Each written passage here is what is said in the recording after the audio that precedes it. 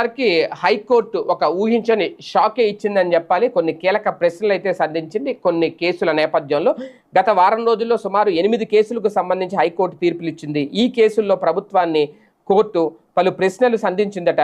కొన్నింటిలో అయితే పరోక్షంగా హెచ్చరించిందట కూడా. ముఖ్యంగా పోలీసులు నమోదు చేస్తున్న కేసులను తూర్పారబట్టిందని చెప్పాలి. అదే సమయంలో నామినేటెడ్ పదవుల విషయంలో సర్కారు తరపున కలెక్టర్లు వ్యవహరిస్తున్న తీరును కూడా ఎండగట్టిందట.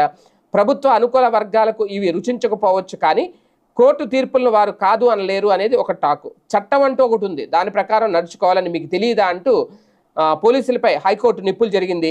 సోషల్ మీడియా కేసులను దేశద్రోహంగా, దొంగతనం, దొమ్మి కేసులుగా పేర్కొనడాన్ని తప్పుపెట్టింది. అలాగే విశాఖ పోలీసులు తీసుకొచ్చిన కొత్త నిబంధనలను రాత్రికి రాత్రే కొట్టేసిందట. అక్కడ ప్రభుత్వ సూచనలు అంటూ పోలీసులు భూముల పంచాయతీలు తేల్చేందుకు ప్రత్యేక సెల్ను ఏర్పాటు చేయడం ఆగ్రహం వ్యక్తం చేసిన కోర్టు సమాధానం చెప్పాలి అంటూ సర్కార్ను కూడా నిలదీసింది. అంతేకాదు వ్యవసాయ